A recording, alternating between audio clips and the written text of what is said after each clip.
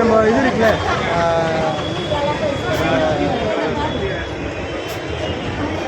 BSNL office Paris எதிர்க்க நடக்குது. லக்ஷ்மண்லாம் வந்திருக்கான், தினமலர் வந்திருக்காப்ல. ஆமாம், ஸ்டார்ட் ஆகிடுச்சு. வா சீக்கிரம்.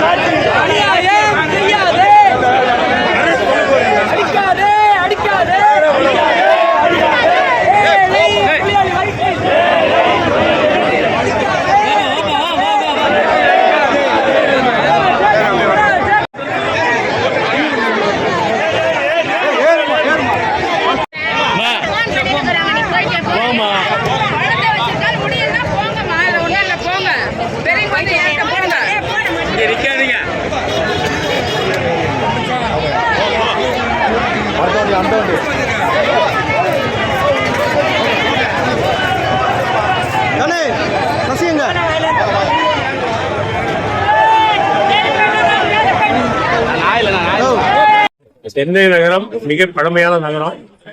இந்த நகரத்தில் 3-4 தலைமுறையாக சாலையோரம் வியாபாரம் செய்து வரக்கூடிய அந்த மக்கள் 300க்கும் மேற்பட்ட மக்களை திடீரென்று போக்குவரத்துக்கு இடைஞ்சலாக இருக்கிறார்கள், ஆக்கிரமிப்பாளர்கள் என்று சொல்லி அவர் அப்புறப்படுத்தியார்கள். சென்னை உயர்நீதிமன்றம் அப்புறப்படுத்தி இருக்கிறது. இது தவறானது. இந்த ஏழை எளிய மக்கள் வாழ்வாதாரத்திற்கு எந்த பாதுகாப்பு கொடுக்கல. ஏற்கனவே 2014ஆம் ஆண்டு சாலையோர வியாபாரிகள் பாதுகாப்பு வாழ்வு உரிமை சட்டம், அந்த சட்டத்தை கொஞ்சம் கூட கிஞ்சித்தும் இந்த உயர்நீதிமன்றம் அமல்படுத்தவில்லை, பார்க்காமல் இருக்கிறார்கள். இன்றைக்கு போக்குவரத்துக்காக ஒரு மாற்றியவர்கள் இன்றைக்கு பாத்தீங்கன்னா பார்க்கிங் இந்த ஏரியாவில் அதிகமாக பார்க்கிங் நடந்திருக்கு. இதனால இன்றைக்கு போக்குவரத்து கடுமையாக பாதிக்கப்பட்டிருக்கு. எந்த விதத்திலும் அரசினுடைய நடவடிக்கை அல்லது மாநகராட்சியினுடைய நடவடிக்கை உயர்நீதிமன்றம் கூட இந்த கண்டு காணாமல் இருக்கக்கூடிய நிலைமை என்பது. எனவே வியாபாரிகளை பாதுகாப்பதற்காக அந்த வாழ்வுரிமை சட்டத்தை அமல்படுத்த வேண்டும். மாநகராட்சி அவர்களுக்கு இந்த இடத்திலே இடங்கள் ஒதுக்கி தந்து அவர்களுக்கு வாடகை வசூலிக்கக்கூடிய ஏற்பாடுகளை செய்யலாம் என்பதுதான். அதுக்காக போராட்டங்கள் நடக்குது. போராட்டங்கள் அடுத்து தொடரும்.